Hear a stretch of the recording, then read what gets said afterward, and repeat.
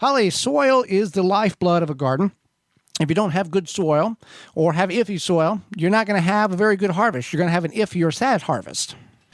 Absolutely. And you don't want an iffy or sad harvest. Especially the work that you put into it. Yeah. If you can avoid it, then you want to do something for your possibly not so good soil.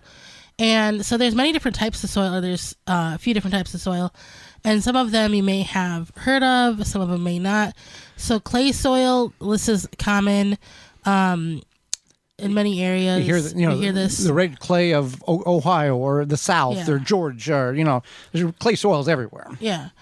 And this is it's heavy soil, it's high in nutrients, it's just very dense. The nutrients can't get released from it because of the density of that material.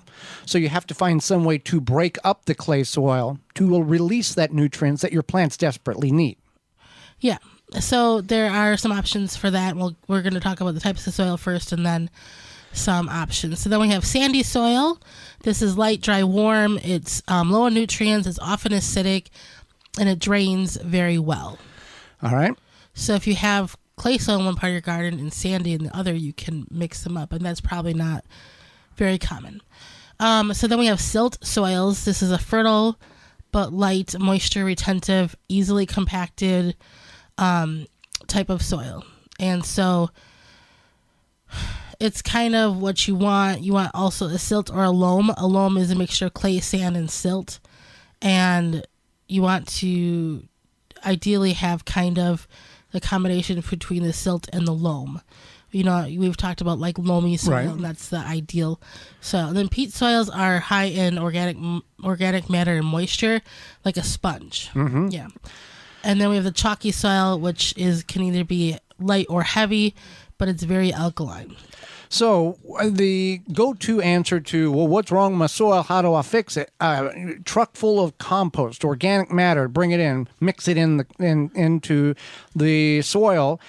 Or the best answer, like this time of year in the fall time, bring it in and top dress it. Let it sit there, let the snow, let the rain, and the insects and the worms, everything, drag it down into the upper layers of your garden soil. People will do that a lot. They'll just broadcast it 1 or 2 inches and let it sit there, and by spring it like naturally is mixed in because of the insects and the rain and the snow. But there are other alternatives and additions to getting your soil back to a tilth that your plants will enjoy. Absolutely. So there's a few things that you can do. And one thing is that, like a clay soil, you can break it up. You can add organic matter, whether that be compost, manure, anything that is a nice organic matter that's going to help break up those clumps and work through it. And that way it'll kind of break it down into crumbs and making it so that the water and nutrients held with the clay is able to give access to those roots. It's like when you're making cookies and you need to incorporate the butter and the sugar and the flour together. That's what we're trying to do. We're trying to get that butter, which is the clay, to break down and incorporate into the other items, which is the compost and other materials that you're mixing in with the soil. Exactly. That's a good analogy for that. So then sandy soil, I want to say it's kind of the opposite, but I don't want to. It's the opposite extreme as the clay soil. Yeah, it's the opposite extreme. So these are usually the lower nutrients, low in water. It's very draining. So what you can do is you can add organic matter to kind of help bind it a little bit more. So I guess the answer to both is like the same, because you're finding a balance of absorption and drainage.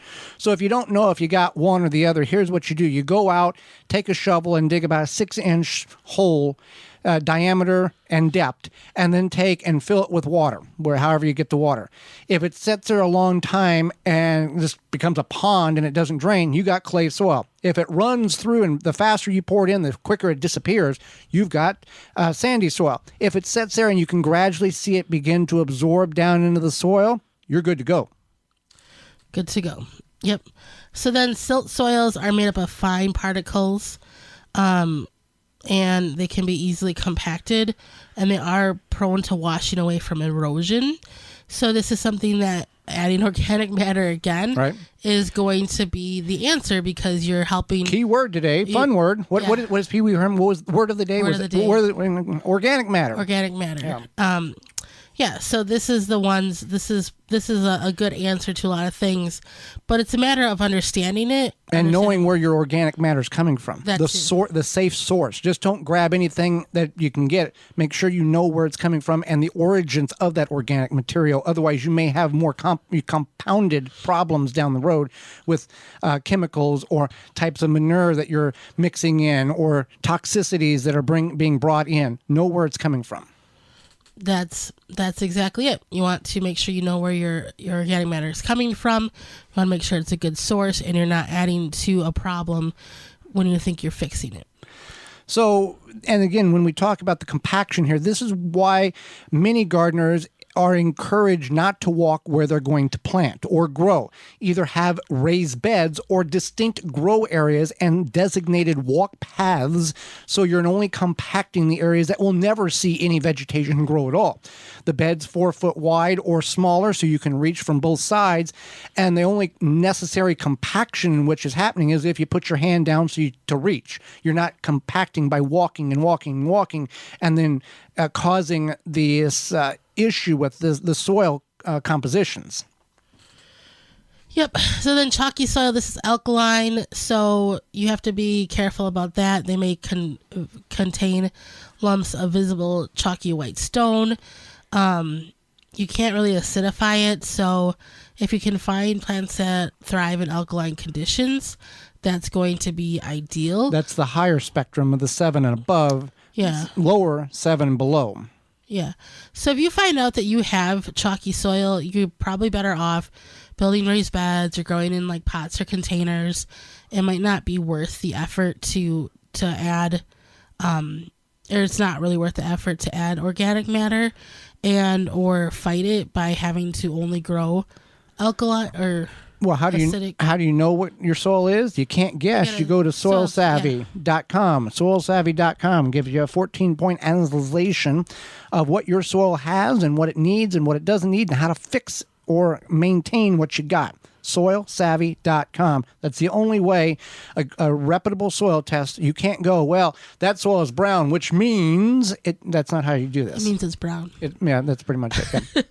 No, for real. And you can there's like little DIY soil tests where you add water and you shake it and it foams and blah, blah, blah. But it's not gonna the information is very limited. It's very limited. It might tell you what kind of soil you possibly have, but you don't know for sure. And this will break down the nutrients. You might find out. If you can't read color very well, there's colors that you have to match going, well, that means this. And if you have issues with differentiation of colors, you can be very off very quiquely. Well, in these days, something might look a different color on one screen than on another screen. What color is this dress? Exactly. Uh-huh. Well, with that being said, Holly, fall's getting in swing here, and you need seasonings. If you are a butcher, you're going to need the proper tools. If you're a hunter, WaltonsInc.com has all of that and more, except for the meat. Yeah, we are brought to you today by our sponsor, Walton's Inc. We know you care about where your food comes from. Canning and preserving your fruits and vegetables is great, but what about the meat? At Walton's, you can get all the equipment, seasoning, and supplies to make sausage, jerky, and any other meat product your way to your high standards. You want to make snack sticks that people will actually eat. You go to meatjuststicks.com. They have an informational site to help you. And Walton's has a full line of their own meat grinders, mixers, sausage stuffers to help you go from animal to edible. Walton's everything but the meat. You can use code GROW50 at waltonsinc.com. GROW50 to save 10% off your order of $50 or more. And we've heard you. They've heard you. They're returning for another year in 2024. And we are very thankful that you support our sponsors and allow them to know that you listen to the Gardening with Joy and Holly radio show. For more information, please visit thewisconsinvegetablegardener.com.